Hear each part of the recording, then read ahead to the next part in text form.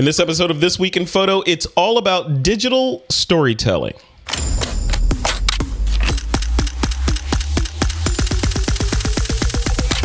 This is TWiP. All right, folks. So if you've been following me or if you've listened to any of the This Week in Photo episodes over the last couple of months, you know that I've been harping on this whole idea of telling stories with your photography. That's what it's all about. We're digital storytellers. We have cool tools to do that. And here joining me to talk about that stuff is Mr. Julio Shorio and Mr. Craig Strong. Hey, guys. How you doing?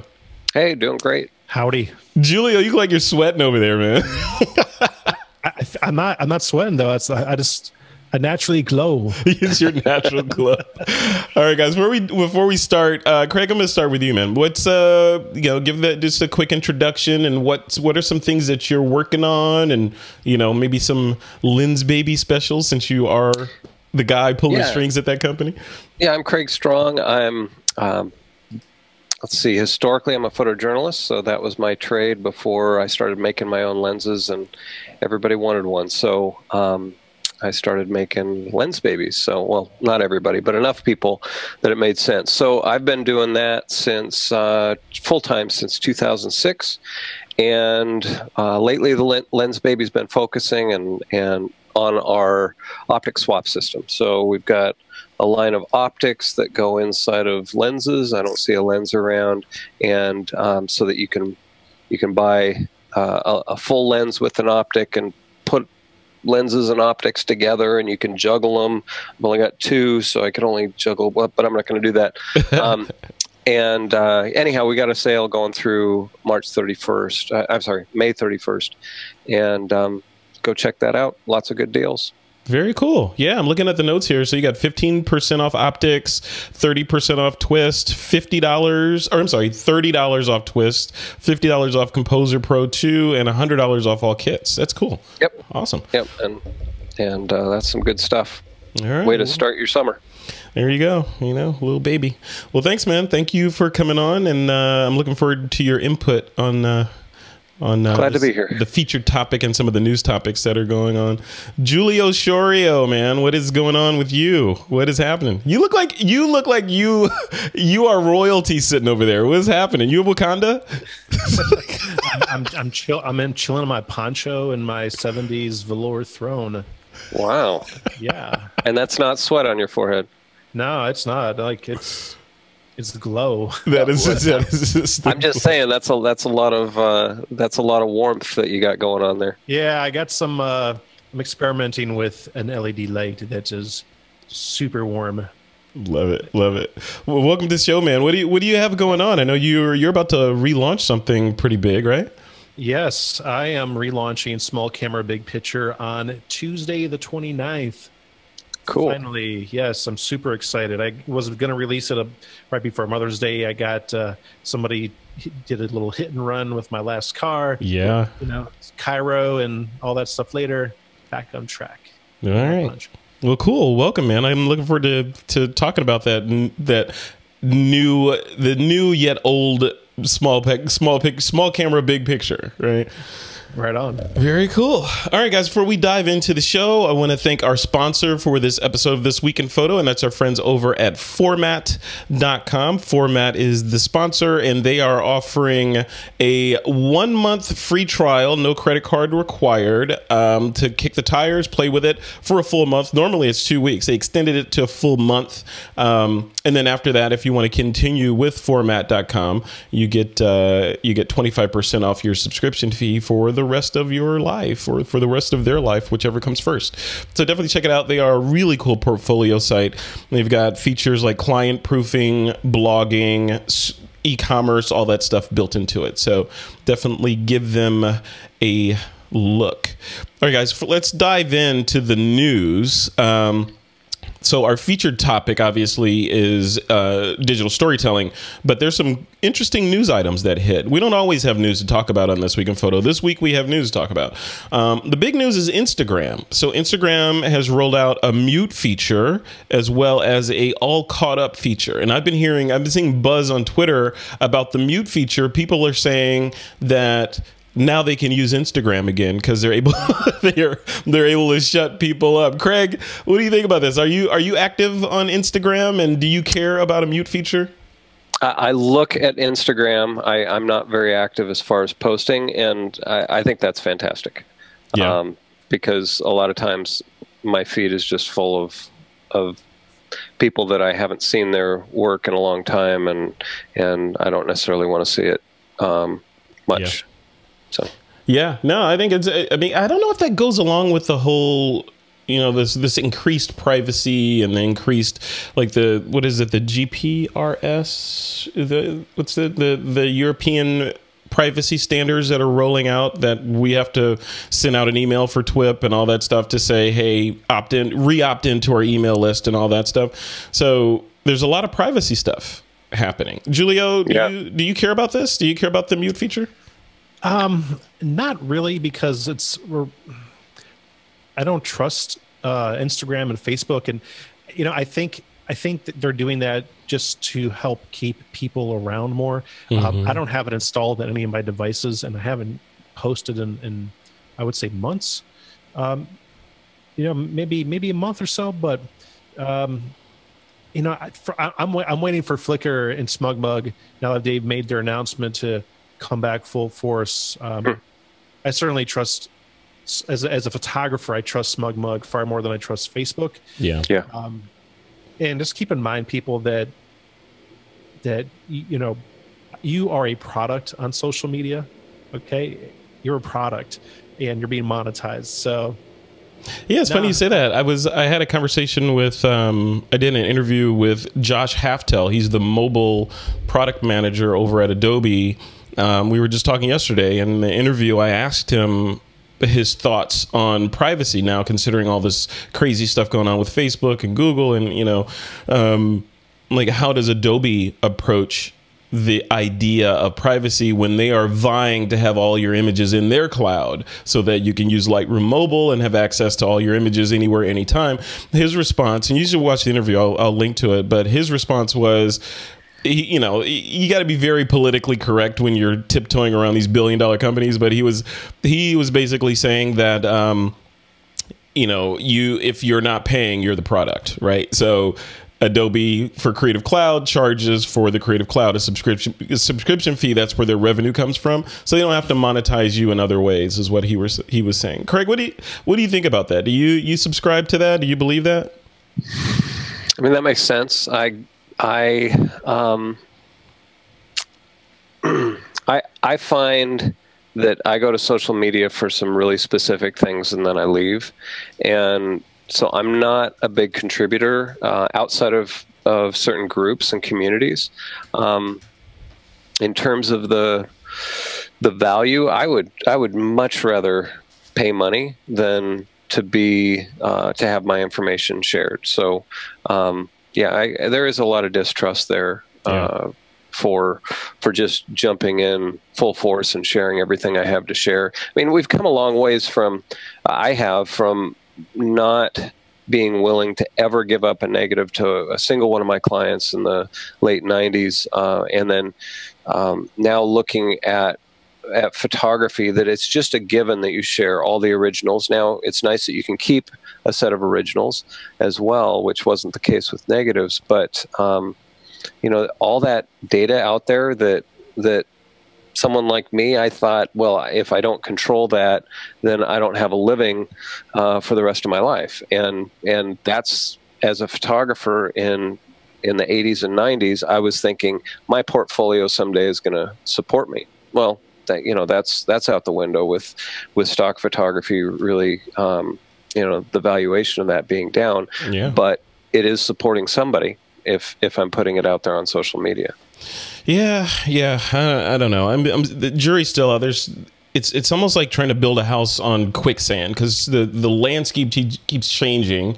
All the different options that we have keep changing over and over again. Everybody wants our assets, and they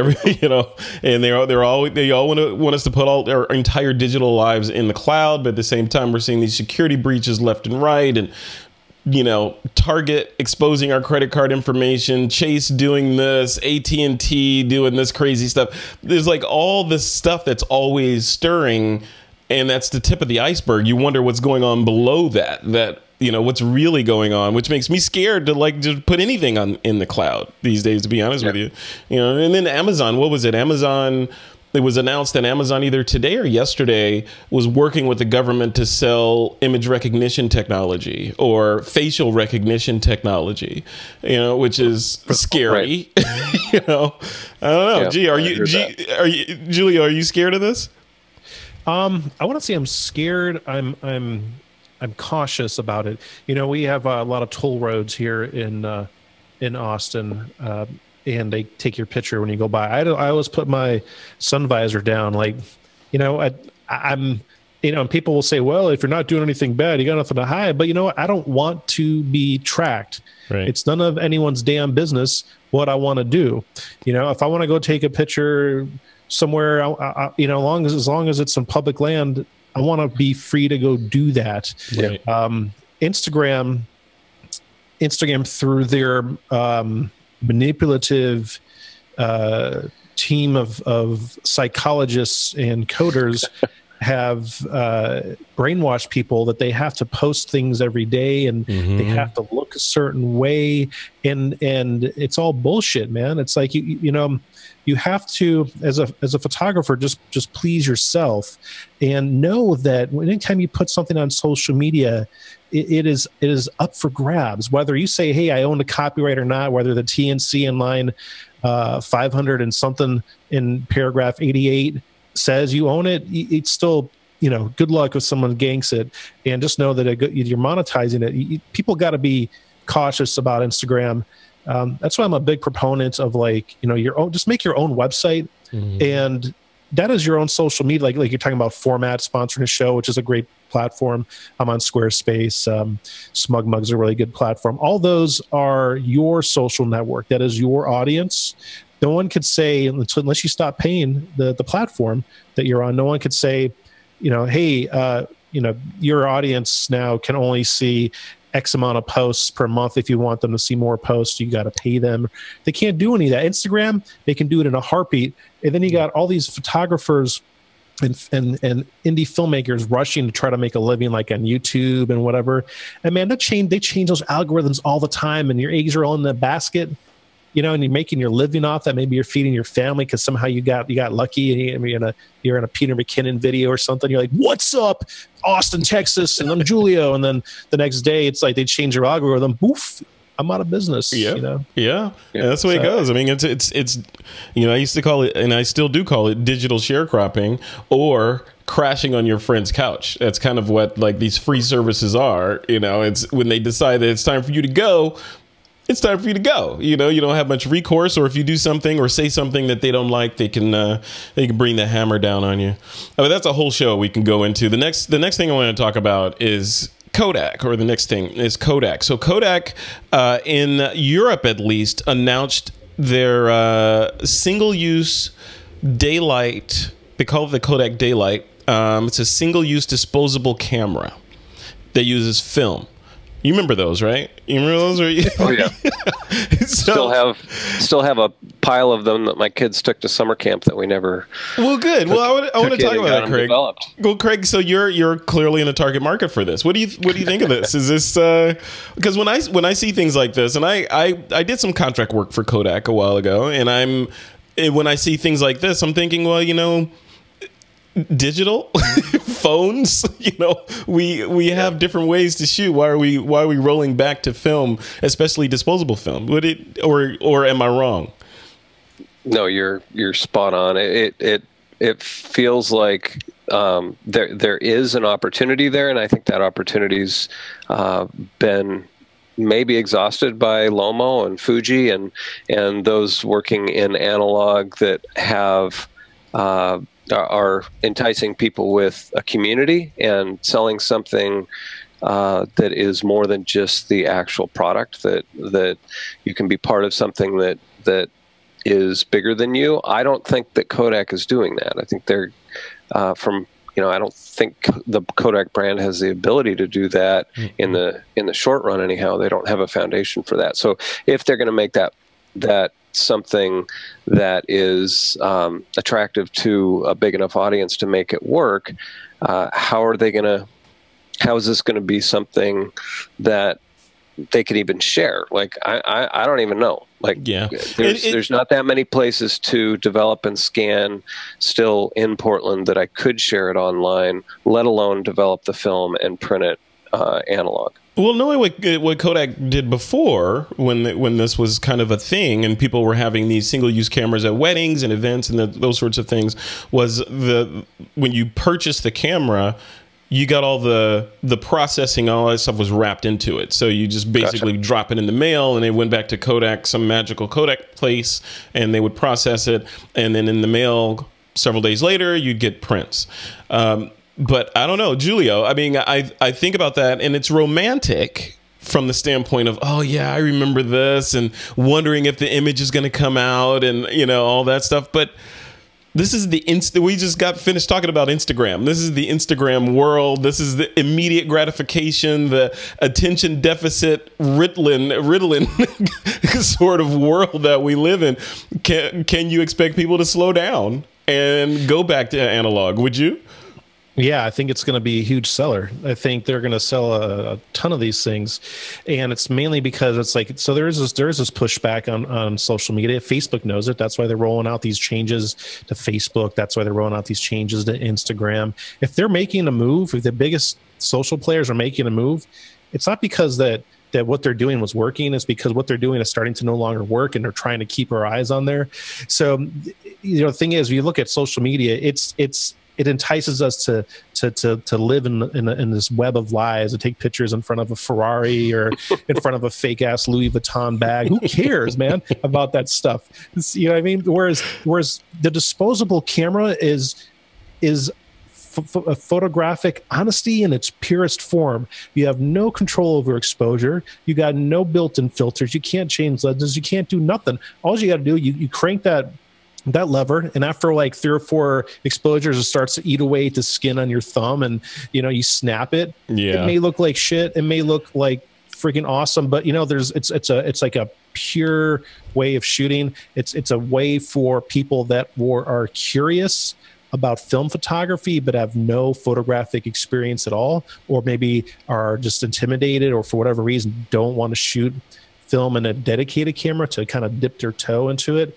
And I think it's an excellent way. I gotta call BS on that. I can't. Really? I gotta call BS, because I think we are squarely in digital and in a immediate gratification. And even you drew a circle around like these, the people that show their unrealistic best lives on Instagram and Twitter and all that stuff. That's where the market, I think, is going, is towards that kind of immediate gratification, at least for that genre of photography.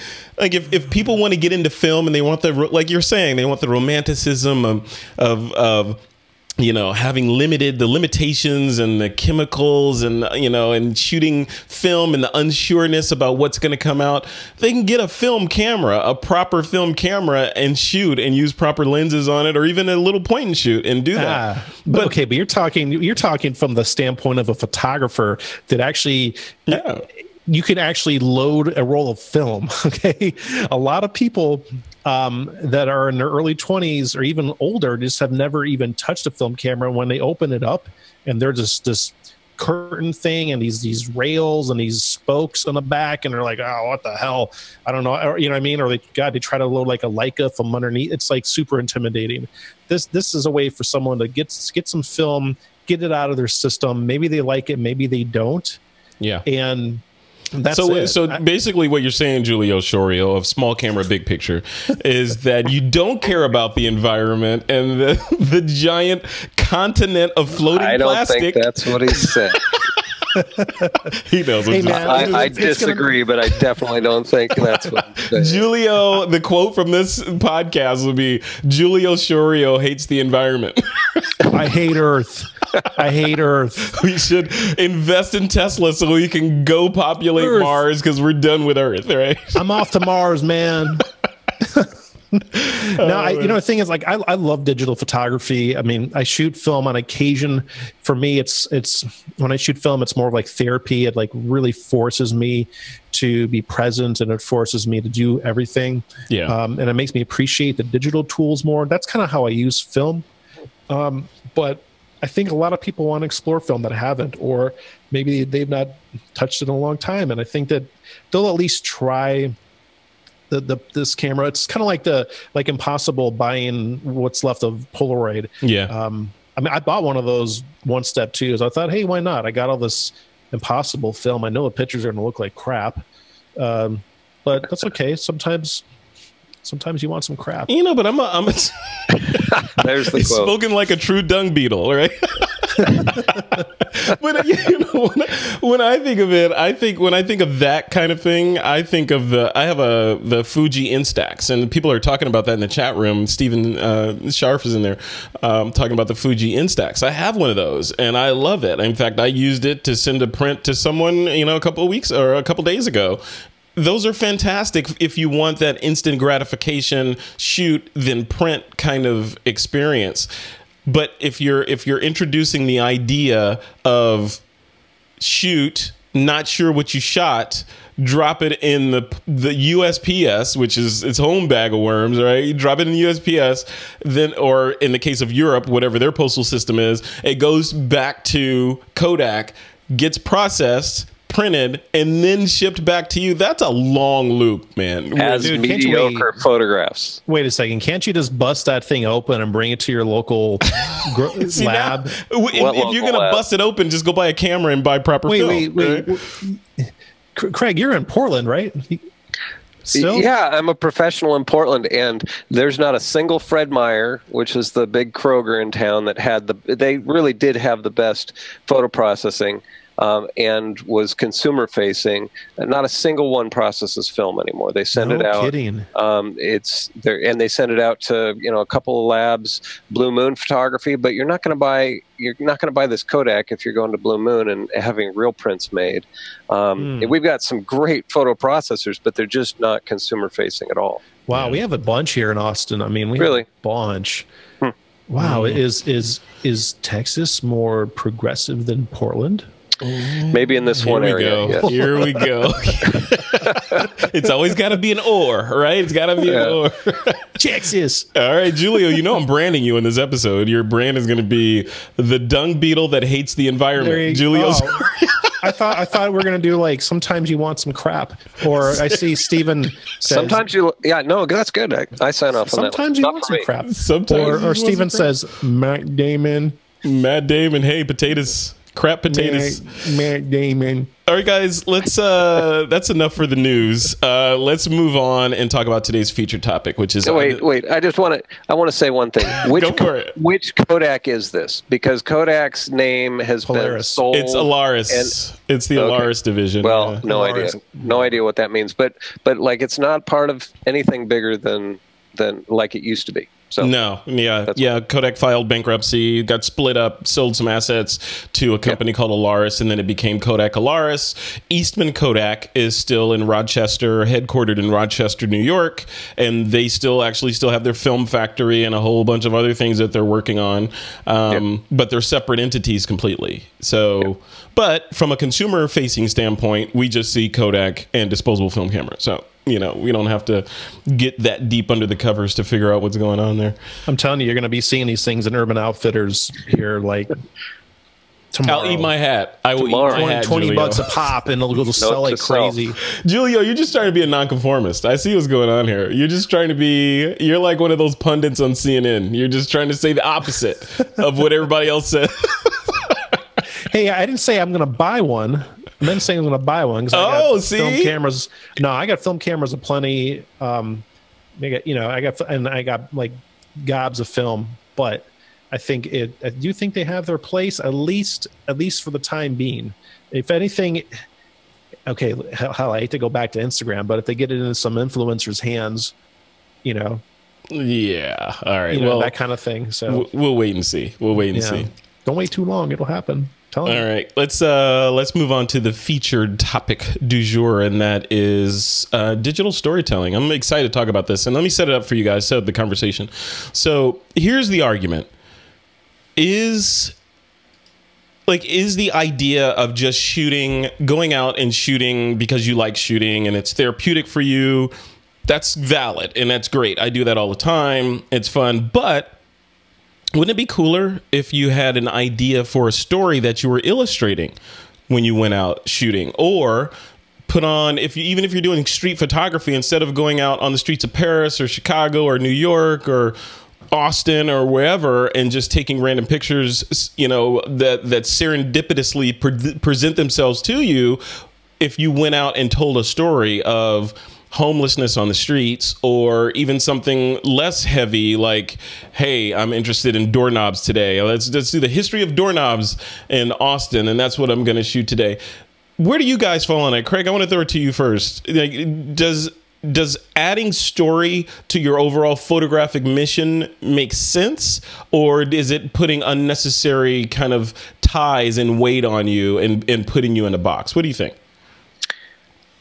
I think it makes sense, and my background in photojournalism meant that I always had an editor expecting a story out of me, and it needed to be either one photo with multiple moments and telling a larger story, or a series of photos, which was rare. And so I think the ultimate challenge for me always has been, how do I get that one moment that sums up what's going on? However, now with video and being able to add sound and share it, you know, on any device that everybody can view. I mean, you think about, like, when I was shooting weddings and telling the story of the day, and I would deliver a DVD. Sometimes those DVDs wouldn't even work on the client's DVD player, and so they weren't very accessible. And then I was able to post them online, but they were tiny. And then eventually YouTube came around, and eventually YouTube got more resolution. And by that time, I was at a wedding. So, but now you can put a slideshow together. You can add audio to it. There's a lot of apps that will just automate the whole process. For me, on a personal level, it's much more meaningful to go out saying, I'm going to tell a story of my day. I'm going to take a road trip with my boys throughout the West in mid-June. And that's one of the things I want to do. I want to have a 2 to 5 minute show when we're done with that 10 days and be able to have audio from the trip and photos from the trip and just be able to tell a quick story that people can look in and see part of my life. Yeah, and I wonder the best way to approach that for the folks that are watching and listening to this is the best way to approach that going in, like if you're going to, Craig, if you're going on a trip with your boys, going in kind of with not even a written out or sketched out storyboard, but kind of an idea of a beginning, ending, and an end of the kind of story you want to tell. Yep. Or should you just be thinking, yeah, I'm going to make a story out of this when I get home, so I'm going to shoot everything and then I'll synthesize it like Rumpelstiltskin into something later? Yeah, I'll never put that story online. Like, I think it does a couple things for me to think about it ahead of time, to say, okay, this is what I'm going in. I'm only here to tell this one story. It lets me put my camera down and enjoy the rest of the time, or pick my camera up and tell another story, or take a moment here or there, and not feel like I've got to get everything in, which is going to take me hours to edit and hours to get all the audio together. But if I go into it saying, okay, we're going to take a video, I'm going to have each of my 15-year-old boys, if they aren't too surly to do so at the moment, give me some sort of synopsis about where we're at on the trip, what they're enjoying, what's going on, and then move on and be able to, put photos with that audio, and then maybe some audio along in the moment. Mm-hmm. For me, going into it with the simplest of equipment, using my iPhone for the audio, and maybe even my moment lenses as one of the capture devices to be able to get nice wide angles or slight telephotos with the iPhone. The simpler it is, the better, and the less encumbered it is, because I want to enjoy life. I've got 3 kids at home right now, and it's fleeting. They're all teenagers, and they're going to be gone soon. So I really don't want to be thinking about production of a story later that involves infinite numbers of photos. Yeah, and that's part of the challenge, right? Because I feel like whole parts of my life personally I may have missed because I was looking at them through the viewfinder, right? So yeah. I like being in the military, I've seen rocket launches and explosions and all this other crazy stuff happening, but I witnessed them through multiple pieces of glass. So I don't even feel like I was there. I don't even feel like they're actual memories in my head. I have the images, but I don't remember like being there. Julia, I want to throw that part at you. Like if you're you know, not looking at this from a client standpoint, but if you're just like personal projects, family, that kind of thing,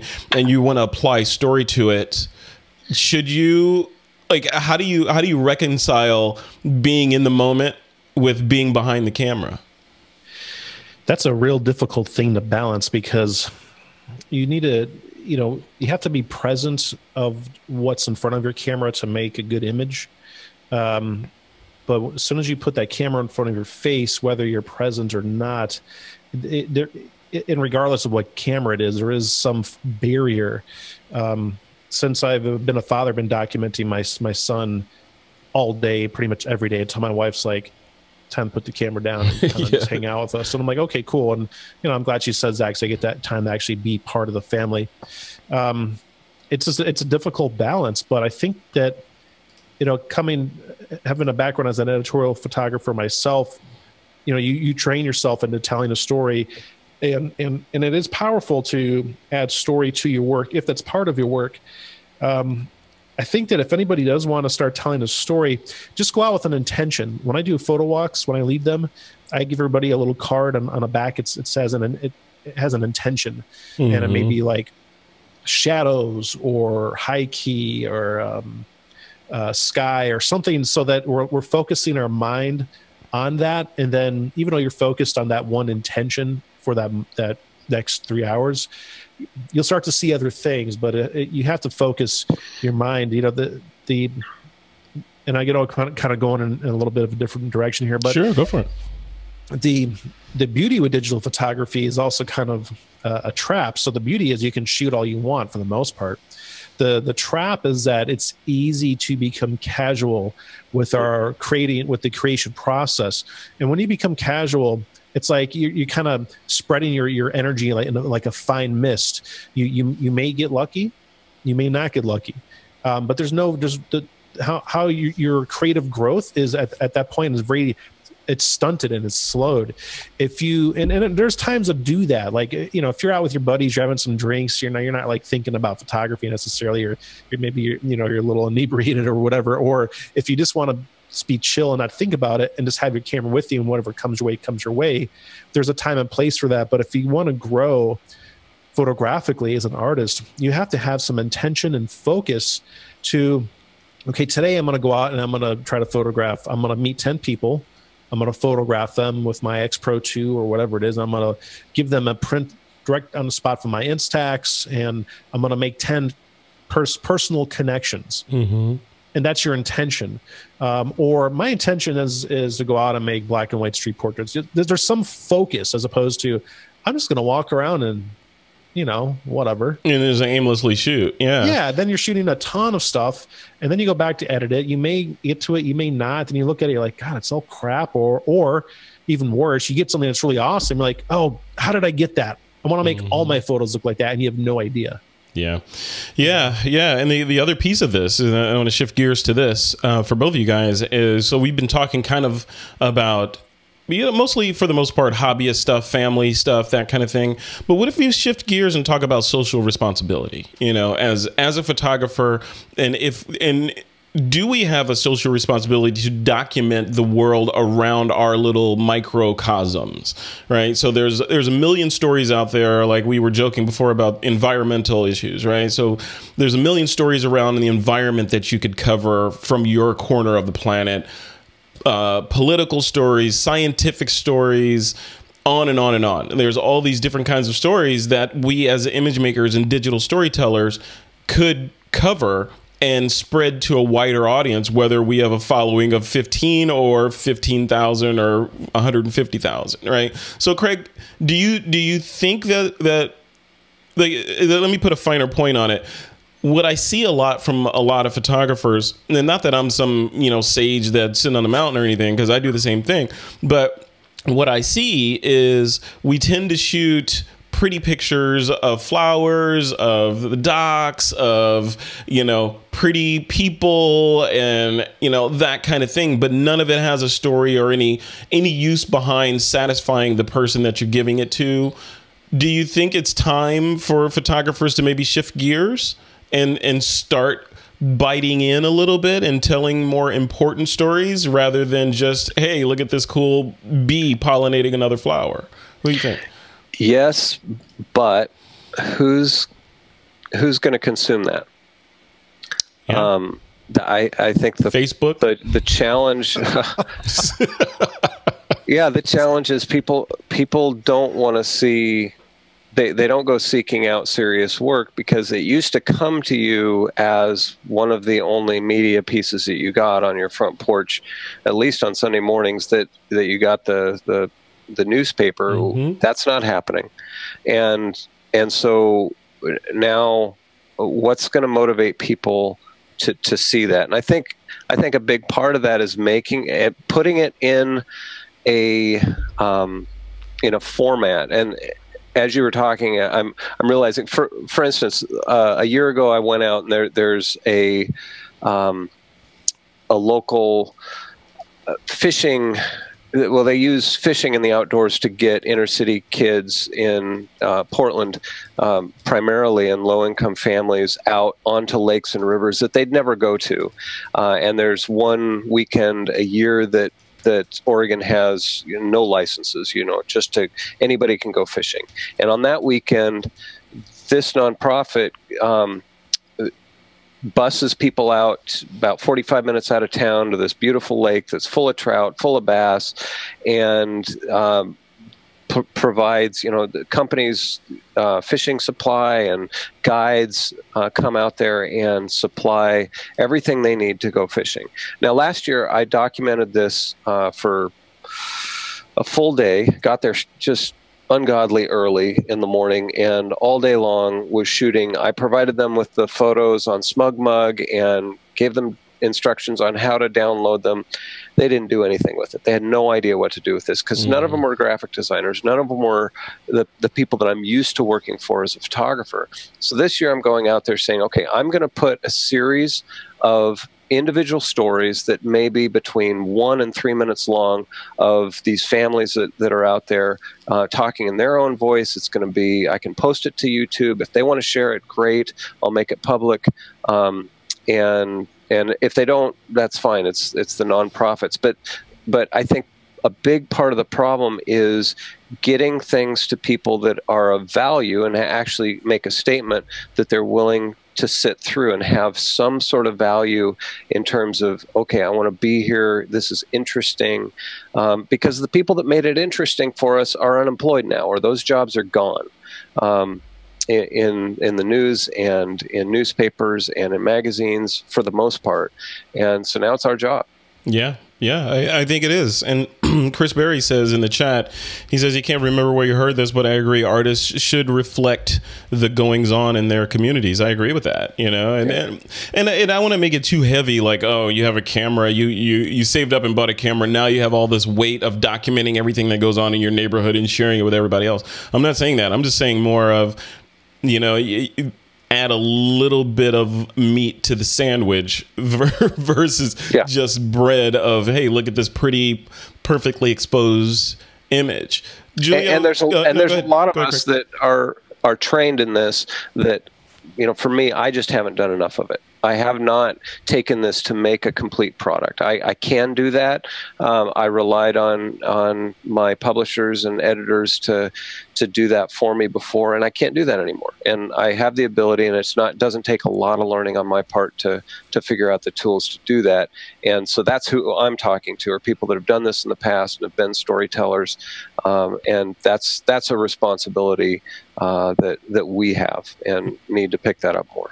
Yeah, Stefan brings up a good point in the chat about we're being bombarded with a flood of images. Julio, how do you stand out in that flood of images? If you take the bait that I'm laying down here, if you're picking up what I'm putting down, and you're like, yeah, I'm gonna go out and I'm gonna start applying story to my work. If a tree falls in the forest and no one hears it or sees it, in the case of photography, does it actually exist? So how do they? Should they put this extra effort in there to tell stories when potentially no one will see it? Well, I think you're coming at it from the perspective of will people see it on social media? Yeah. And I don't know if, at least for myself, if I'm that interested in the masses of asses that are on social media. And I'm not talking about the people that are directly following me, because I talk to them. We have conversations, and I consider them more friends that happen to be on Facebook versus just the hordes of generic, creatively people that are stuck, that come out, the trolls, and try not to please them, but more so it's the community. It's your individual community. So you may live in a small town, but your community may be like the school, maybe the church, or maybe the people at the corner store. That's your community, and focus on having an impact with your work in that community versus hey, I want to get on the front page of HuffPost and I want to be hot shit for like 30 minutes. I mean, that's very fleeting. I don't think people that are going to be interested in telling a story that truly are going to be telling a story, that are doing the work with photography, are interested in that kind of superficial attention. For instance, I've done a few assignments around the end of last year that were working with nonprofits that were documenting different processes. Or is it processes? Well, whatever. Depends on where you are, your proximity to the equator. Processes. But one of which was called the Communities Table, and it was the city commissioned this 50-foot table made partially by different community groups, and the table is made of 300 or so planks of wood, and they would have these meetups or barbecues, or the city would pay for bands to come out and play music, and people to come out and food trucks, and we did inner city stuff where these kids get these boards and they say, I want to see more clean water in Austin or whatever, and they write it on this board, and then a board becomes part of this table, and then a table got thrusted into this new park in the middle of downtown, so it wasn't hiding out. It was right there in people's faces that saw what the people wanted to see. And I was commissioned to document that process, the people filling out the stuff on the boards being cut, the table being assembled. And that had a positive impact on the community of people that would see the board and the people that participated in the board. The intention of that project wasn't to be hey, let's get a million likes on Instagram or whatever. Those things are nice, but those things are superficial and very surface level, And the other thing is, I think what we're talking about here, Frederick, is true photography, not what this is photojournalism, documentary style photography. Street photography is real photography. It's not fashion photography or very over stylized and super retouched and composited photography. Although those can tell a story, I think what we're talking about here is more honest work. You're capturing it, you're getting it in camera to the best of your ability, doing the work that you need to in post to kind of finish it versus manipulating it, adding, making a cover what is it? Is it Vanity Fair or Oprah's got 3 arms or some crap like that? Right. Yeah. I agree. I agree. But I also think, there, no disrespect to other genres of photography outside of photojournalism, not that one is real and one is the other. I think storytelling can apply to all genres of photography. I mean, if you're a birder and you're all I like to do is take pictures of different kinds of birds, you could weave a story into that. Into, even if it's you know, a story, like you got a photo of a bird, even there's a story around how you got to that spot to get to that bird, or how long you've been chasing this stupid bird across the country to get a shot of it, and you finally got the shot of the bird. So well, certainly that's powerful. That could be very powerful in itself. What I'm talking about is that type of photography versus like you're photographing the bee on a white table, and you're going to cut it out and you're going to put it up on this flower, and the flowers coming out of a giant building, and there's, you know, whatever. That's something else. That's a different 2007 kind of photography. That's I mean, that's art. You know, it's a different kind of art where you're using the world as clip art and you're bringing it together to synthesize something new. Craig, I want to throw this over to you now. So the other piece of this is presentation. So if you go down the road and you're like, hey, like you're talking about in the instance where you've made the decision to present finished 1 to 2 minute pieces to these people so they can better appreciate the shots or the work.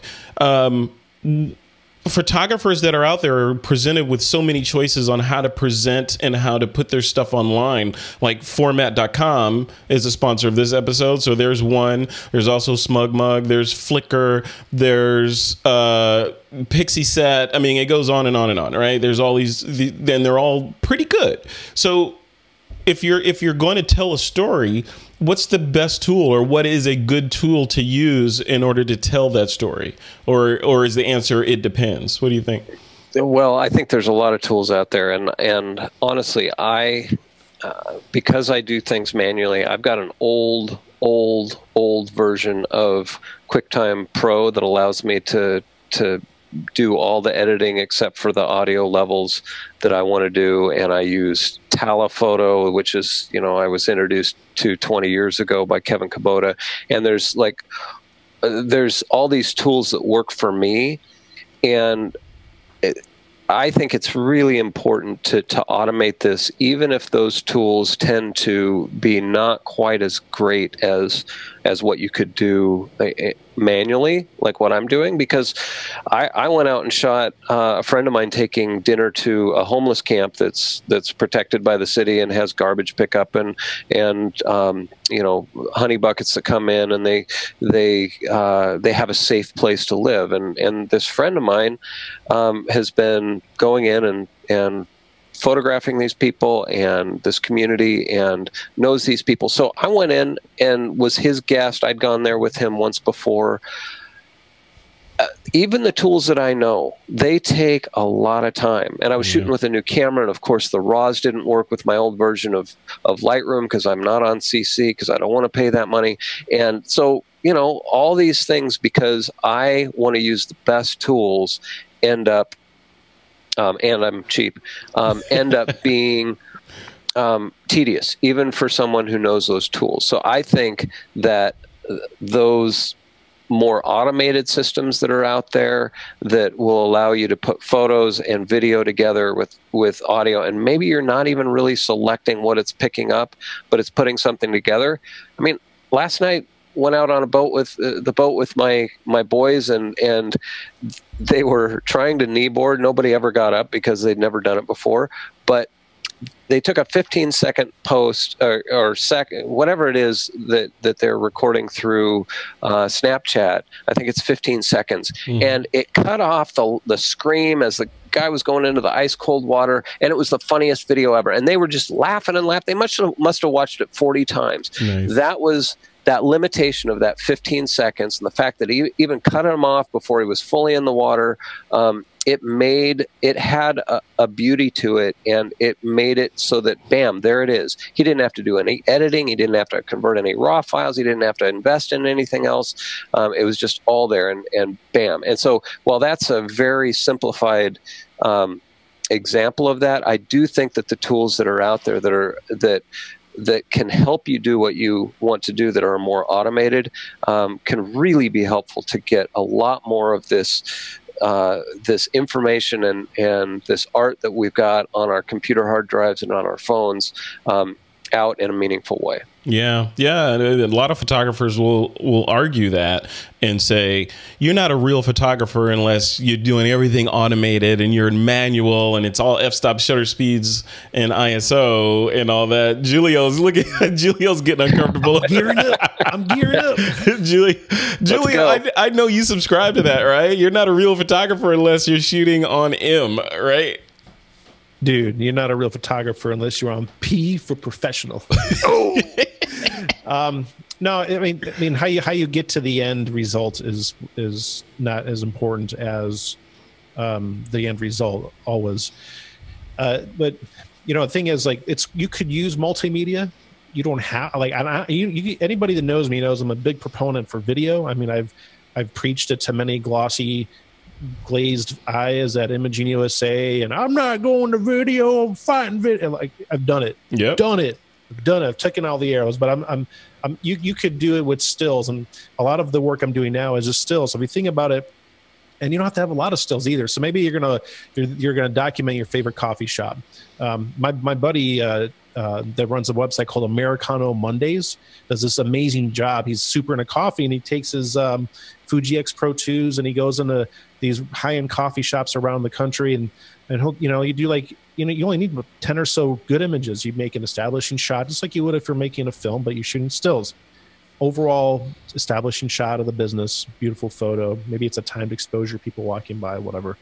And maybe there's a detail shot because the door handle's made by hand or something cool like that.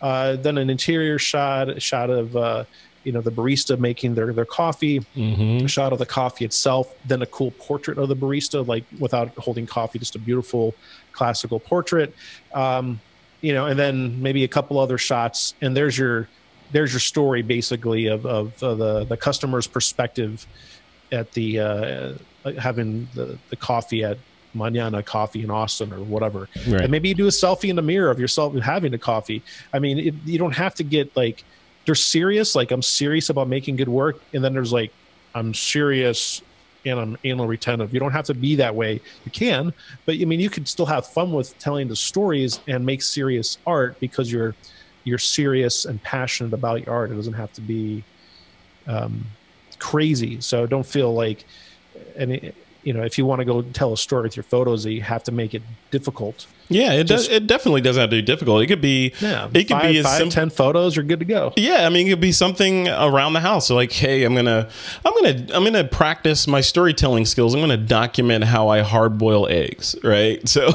first I do this, then I do that, then I do this, then I peel them like this. You could do mundane type things to practice the overall beginning, middle, and end of a story sandwich, if you will. And that's where the intention really builds, right? So say you do the eggs, and then you're like, I think I want to do this again, and I want to get a better photo. So you go to your local farmer's market, and then that story starts to evolve, right? And now you're like, I bought this egg from this person named Kim, and where does Kim get her eggs? And I see Kim raises, she's got her own chickens. Oh, Kim, I'm really interested in where these eggs came from. Can I come photograph your chickens and how you do the work and all that? And then it just starts to take on a life of its own. Before you know it, a year or two later, you got enough just beautiful images. You go on Blurb or SmugMug or some place where you can make a book. You spend a weekend doing a layout for a book. Boom, you got a book.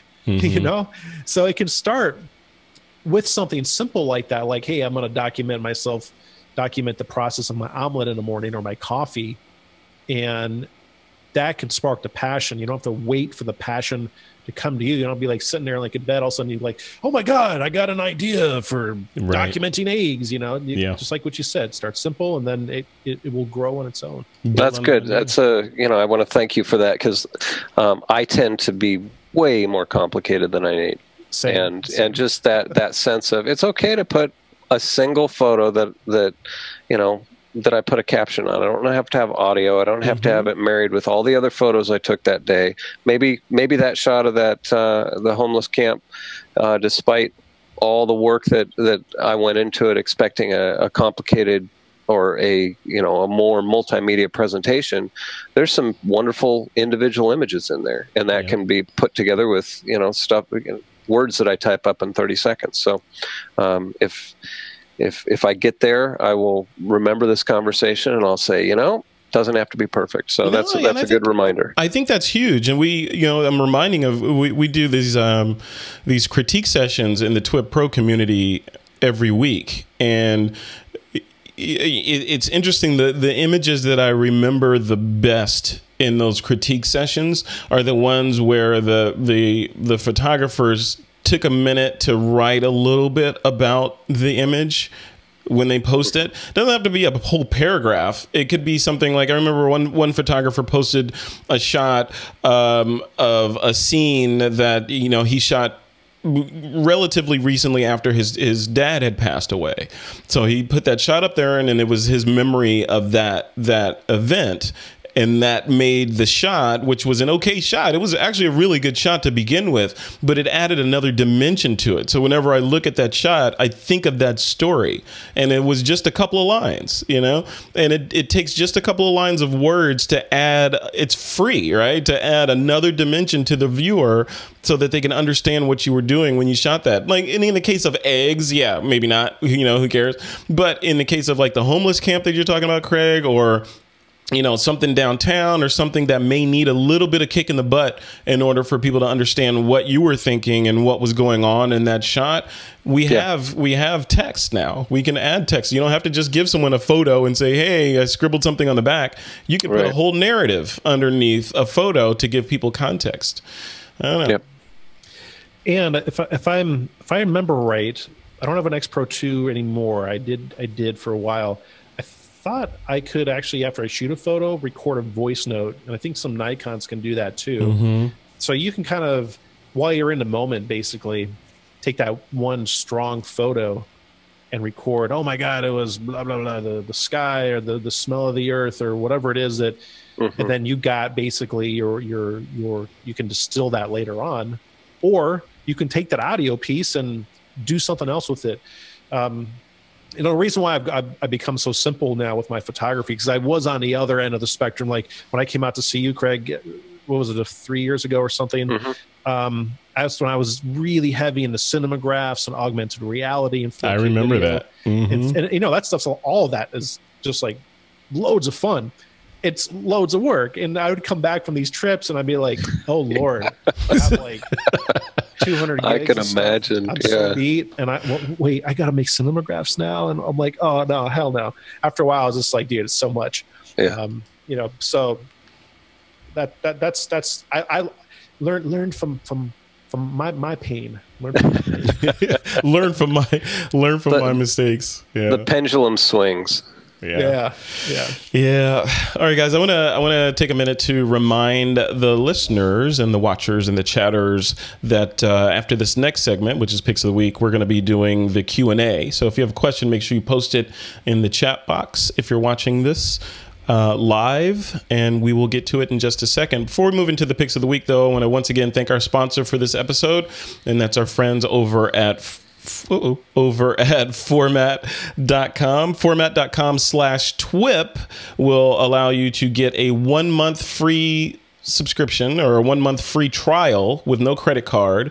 And then after that, you get 25% off if you decide to stay with format.com.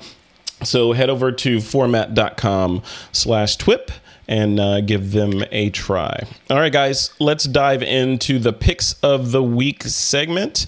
This is the segment where you guys get to recommend something to the TWiP audience as long as it is somehow even tangentially related to photography. Craig Strong, I'm going to let you go first, man. What is your pick of the week? Well, my pick of the week is the Westcott Lunagrip. And I don't have one here, and even if I did, it'd probably be too big to fit here. But it packs. It's basically a soft box without sides that allows you to just take your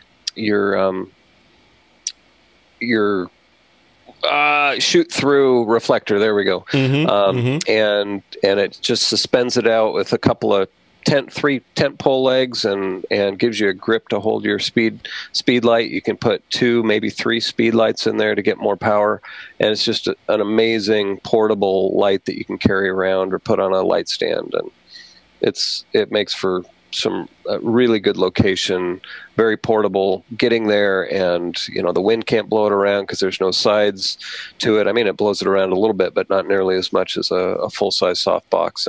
And I use it with a 42-inch shoot-through reflector, and it's awesome. So. And that little thing folds up too, doesn't it? Doesn't it fold? Oh up? yeah. Yeah, it all goes into the same bag that the 42-inch reflector goes into. So it's just a little bit thicker than what you're used to carrying around. And it's an amazing. I think I have one of those. Light source. I think Kevin Kubota turned me onto those things. Those are that's his product, and that would explain cool. why he started talking about it. So. Yeah, it's his brainchild. Very cool. Awesome. Yeah, it is really good. I vouch for it. I think it is awesome because, it does fold up into nothing. It's like one of those, like a reflector, but it is, I think the one that I have is, it's sort of rounded triangular with a handle on it where you can position it wherever you want or shoot through it or, it's pretty awesome. I love it. Yep. That's cool. That's my pick. All right. That's perfect pick of the week. All right. Julio Shorio, what is your pick of the week, man? I'm gearing up. It is ready? It is the Fuji X Pro 1. Nice. Christopher Berry in the chat room is probably doing a jig over there somewhere in Arizona when he heard you say that. The X Pro 1, huh? Why? X Pro 1. Actually, I went and I searched for the cheapest X Pro 1 I could find, and I got it with this Baller 23 1.4 for like under $1,000. It's in great shape. Yeah. So here's the thing. You think about like the X Pro 2 is cool, and I'm sure the next one will be great, but we've been so far past the point of good enough, like for the longest time. When the X Pro 1 came out, I think it was 2012, I had a pre-release version from our good old friend Will Crockett. He loaned it to me from Fuji, and I hated it on a level 1 to 10, a 10, and I loved it on a level 1 to 10 to 10 as well. Like because it was just so beta and the autofocus sucked, and but when I did get it right, the images were just phenomenal. And that was maybe like 1 out of every 500 shots. So that's why I ended up mostly with Micro Four Thirds, is because they're so fantastic to use and they're very versatile in lens selection, whatever. But I was looking around on eBay just for something that I could shoot with. That I was like, no, well, maybe they've got the bugs worked out of the X Pro 1. And the nice thing is, the firmware it's as far as it's going to go. It doesn't it's have not changing. No, it doesn't have features I don't need. Like I don't need Wi-Fi anymore because I shoot RAW, and then I use my the card reader if I want to put it in my iPhone. Put it right in the iPhone. It's got Adobe Lightroom and CC and Classic have the color profiles built in, or you can make your own profiles now. Like all the bugs are worked out. The only thing is that if you want a camera to shoot sports or certain types of photography, it's not for you. But for street photography, for a camera you take with you everywhere, if you want just a smaller camera that's got a great image quality, man, you can't beat the price. The body, I got the body for under $400. That's crazy. That is crazy. The body, I'm like, dude, I bought another one too. It's coming from Canada for $279. $279 for I'm like, dude, wow. All day. It's a great time to be a photographer. So I love it. Cool. All right, I have a pick too. Thanks for that, G. I have a pick too, a really quick one. So I'm in the middle of doing a review and a screencast tutorial / review of this piece of software. It's called Photolemur, PHOTOLEMUR.com. And what it is, it's a lot, too much for me to go to in this pick, but basically it sort of uses AI to look over your image and then makes strategic decisions on how to make that image better. and then it gives you control over the changes that it made. So it's almost like a smart auto, but a really, really Stephen Hawking type smart auto in there. It goes in and digs into your image and does some really cool things. I'm not even sure what it does. Like, it's like examining all these different dots, and then it comes out with something that's better on the other side. So I'm in the middle of testing it right now, but I wanted to make it my pick to have you guys try it out too, because it's actually pretty interesting, their approach to how they make a relatively mundane, or what you thought was probably an okay image, even better. So definitely check that out. We'll link to it. It's called Photo Lemur, and it's at photolemur.com. All right, guys, it is now time to bring the audience into the show. This is the Q&A segment where we get to answer the questions that have been flowing in from the chat room. The first one is from Stephen Scharf, and Stephen says, yes, the question is, how do we capture the attention needed in the flood of images that folks are bombarded with? No longer do folks just get Life magazine in the mailbox. How do we capture attention? Julio, I'll throw it to you, man. You can have this one. How do we capture attention? There's a variety of ways to capture attention. I guess it really depends on whose attention you're trying to capture. I mean, in 2007, 2006, my images were really visually aggressive, and I still wasn't getting into the ad agencies that I wanted to show my work. People were like, oh, we want to see your work to be really edgy. Or they'd be like, it's too edgy, or it was. So I said, you know what? I'm going to get your attention. So I did a series of orgasm portraits. I remember those. Yes. Yeah. They're called Faces of Ecstasy. They were one of the very first viral things on the internet. And the thing is that they were fully clothed. They were real. You could tell if you find the images there. If you see them, they were real. They're on Behance. If you look me up on Behance, and then to promote them, I bought 100 spoof blow-up dolls from China, and 100 of them. Like, you mean, dude, so many boxes of blow-up dolls you wouldn't freaking believe. And I would mail those out to agencies, and then when I would show my book at agencies, I would inflate one, and I would walk in, and I had vinyl stickers of my logo, and I put it right on its ass, so it was like an ass tattoo, and I would walk in with these blow-up dolls at these really stuffy agencies, and they'd be like, oh my God. And, I got attention. I got a few jobs out of it, but that's just one way to do it. I think that,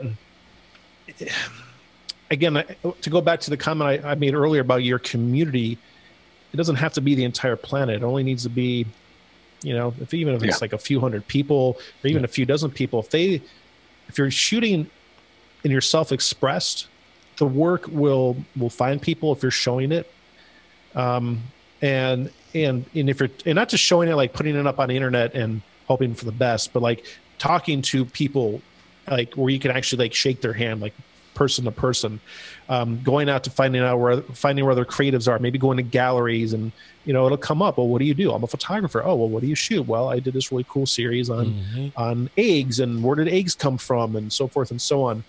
And that's kind of how you build your buzz on that. And then, of course, the images have to be strong to back that up. They have to be curated in a way that tells a story. Your presentation needs to be nice, but don't let any of that really stop you from going out and promoting. I mean, everywhere I go, I carry business cards with me, and everywhere I go, if it's the grocery, I'm at Trader Joe's.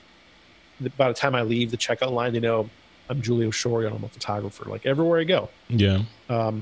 If you could be like at God, I almost said Tom McKenn's for shoes, but you could be at freaking like Walmart for shoes, wherever you buy your kids' shoes, and and they're like, you're buying these little $50 shoes that'll last like a week, and you're like, hey, I'm a photographer, and you just never know, man. You have to be relentless with that, or buy some blow-up dolls. That's another one. That's been done. That's been done. It's been done. Yeah, we gotta tack that onto your name. What was it? Dung beetle hates the environment. Blow up dolls to agencies. Sometimes I like crap, Vinyl ass stickers, I think, are in there somewhere. Oh my God. Hashtag vinyl ass stickers. All right, guys, move on. Next question is from Uncle Inflammatory. Uncle says, agreed, but I really believe there's a level of desensitization that has occurred, and it is more prevalent now than ever. If it's not sensational, no one pays attention at all. Craig, in order for us to create images that people pay attention to, do they have to be over the top and sensational in some way? No. No, they don't. Yeah, end of line. So I would say that try your hand at sensational, do the sensational, get people's attention. I think I just had a conversation with my friend Ken about this, that so many photographers are influenced by people who have been doing this for very little time but are great marketers, and it ends up being this kind of descending spiral into, well, I have to keep doing something more and more sensational. And there's been a lot of scandals in the photography industry of people plagiarizing, using other people's images, combining images and saying that they're real. The problem with sensational is that it ends up taking all of your attention. Be willing to do that. Be willing to do what you need to do to get the attention, but then figure out, who are you? What do you see of the world? And stop thinking about what's going to get that attention, and rather, what do you want to say? Yeah. I think you hit it on the head. It's, what do you want to say? What's the message you're trying to convey? Even if it's a mundane message or some sort of heavy message, start with a message. Well, and each of us has a completely different perspective. Our worldviews are slightly different. Our experiences are different. And if we can look around and say, okay, what about this scene or this time or this family or this day what do I notice? And if you notice that and you care about that, how do you make an image of that? How do you tell a story about that? And that's the beginning of sharing what you uniquely can share about the world with the gift that you have of photography. I mean, this is a gift that we have. I mean, this technology that is 150, 170 years old, most humanity had to be extremely talented and trained in order to create an image that reflected reality. We don't. Right. And the learning curve is so short, even compared with film. Forget about realistic paintings from the pre-1840s. But this is a gift. What are we going to do with it? And if we can share what we see of the world in our unique way, and not have to get into that trap of, I have to be sensational, I have to do it the way people are going to pay attention to it just because that's what's out there. I think that's the first step toward actually creating something meaningful and real. Awesome. Very well said. All right. We're going to take a couple more questions here. The next one up is from John Paul Portitz. He says he needs a gear recommendation from Julio. He says, I'm planning a move to Micro Four Thirds from Nikon DX because I feel my D90 size is too large and it's not that big, but the lenses are, and I feel I don't carry my camera around enough because of this. What should he do, Julio? Where should he move? Where should he put his money? Well, if you want a smaller camera system overall and you want a mirrorless system, Micro Four Thirds is awesome. Micro Four Thirds is probably it's got to be the overall most developed system available of any camera system, mirrorless or otherwise. If you think about it, you got Panasonic and Olympus and a few other companies like Blackmagic making a variety of types of cameras. I want video. I can get a video camera that shoots raw video. I can get a GH5 that shoots cool videos and stills. I can get a G9. I can get an Olympus. There's so many different amazing camera bodies, and then all the lenses more or less work with each other. And you can go small and you can go big. I have an EM5. Sorry, I get the names mixed up. Mark II, and I got the smaller prime lenses with it, and it's tiny. And I can carry it everywhere. You can put it in a bag, and So if you want small and you want potent, Micro Four Thirds is an excellent option. That's the problem with the Sonys, is that you have a few small lenses for their full frame cameras, But the moment you want any really good glass, their lenses are huge. They're bigger than Canon lenses. And so then you got like this giant aluminum bat on this tiny little camera body, and you're like trying to balance it. It's difficult. Yeah. So yeah, I would say Micro Four Thirds is a good move. I'm a big fan of buying gently used cameras, but I tell you, even if you buy, I saw an EM5 Mark I used for like $500. Wow. You know, because there hasn't been a big leap in sensors. Yeah. You know, I see what you're doing here, Julio. You're capitalizing on the gear acquisition syndrome that photographers have, and you're picking up the trail behind them as they lust after the next new shiny thing.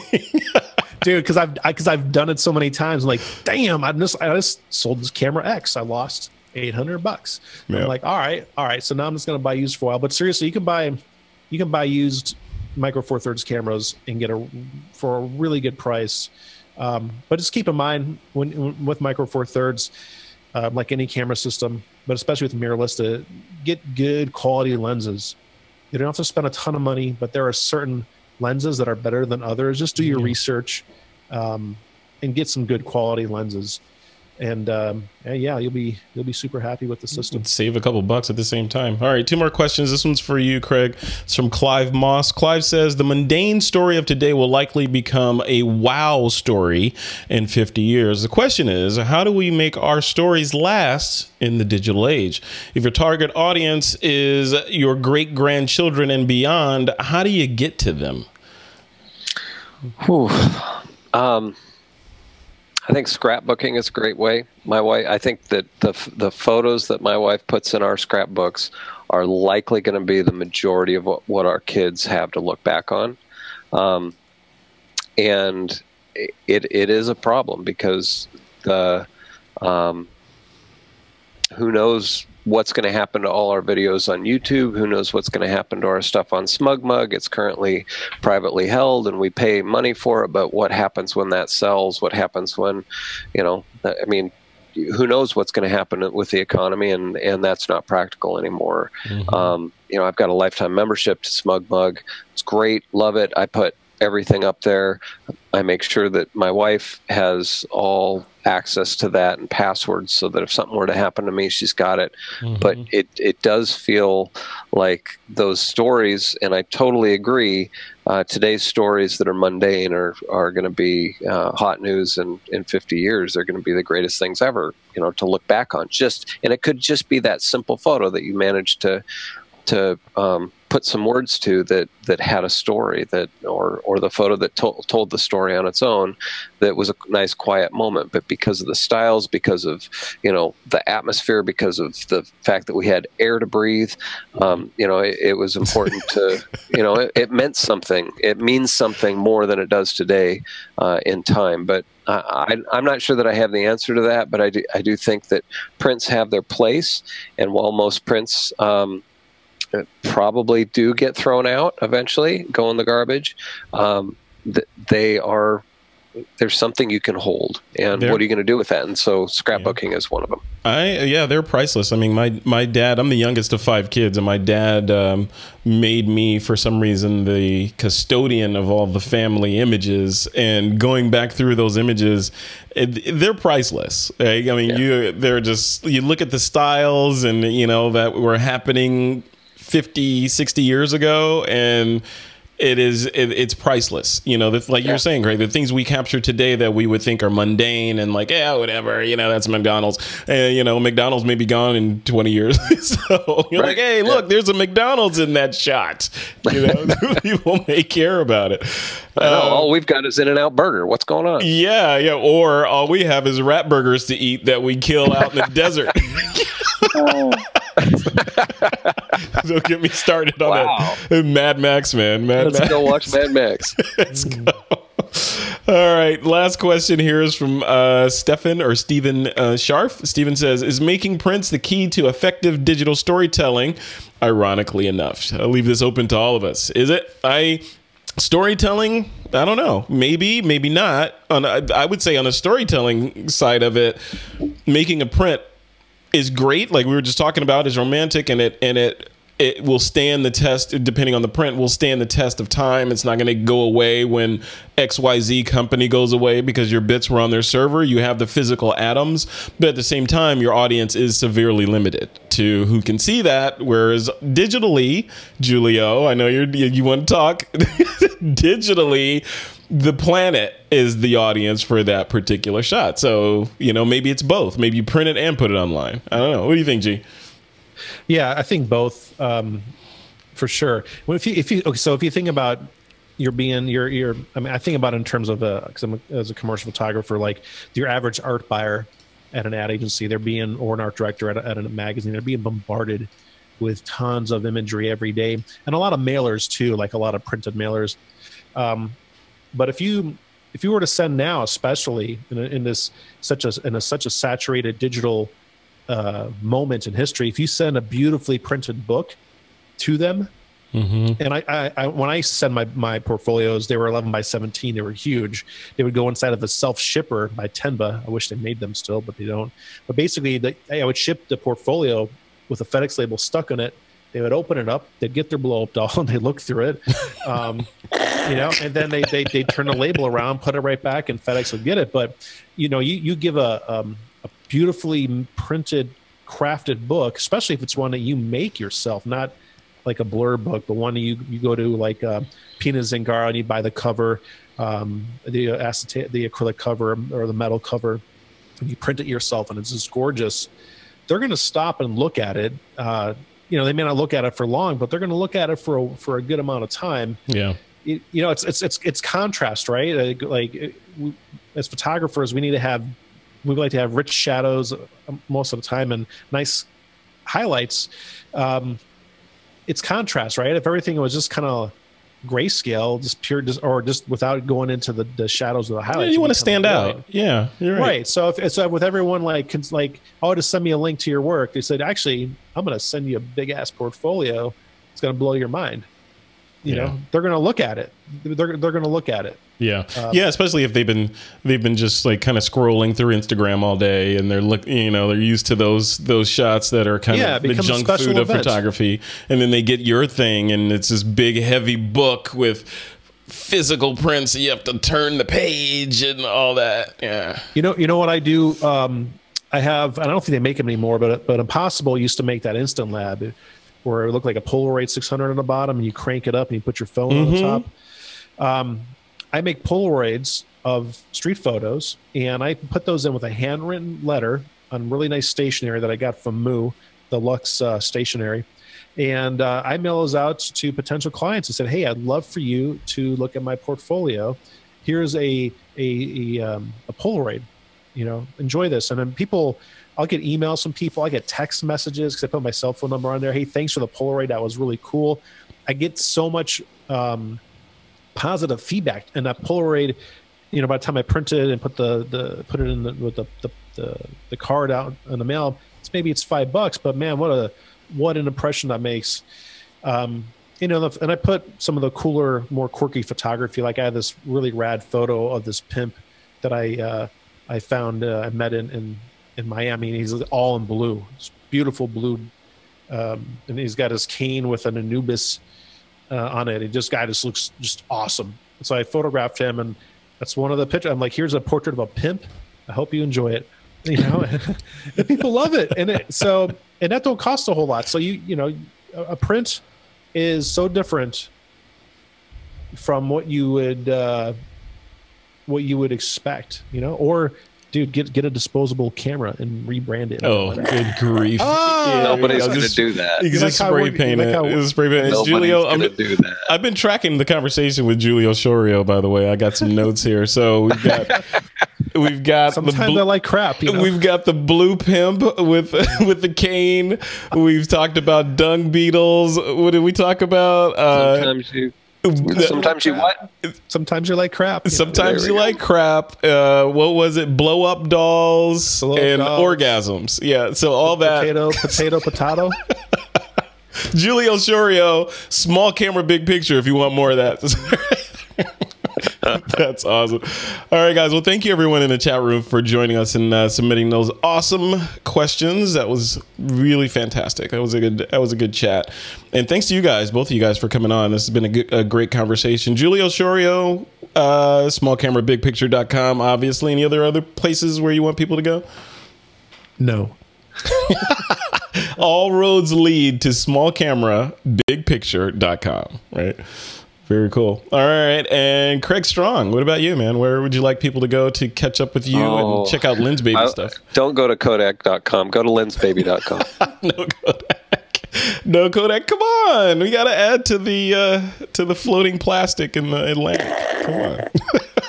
All right, you guys. You can still see some blue in there, man. Come on. We got to get rid of that. I know, right? We got to fill that up. We got to fill in that hole. It's not finished yet. We got to complete it. All right. And folks that are watching this, if you want to stay up to date with all things This Week in Photo, just head over to thisweekinphoto.com/subscribe, and you'll subscribe to our podcasts. And you can also, if you're watching this on YouTube, make sure you subscribe and click that bell to be notified when we release new episodes. And with that, gentlemen, it is time to take that lens cap off.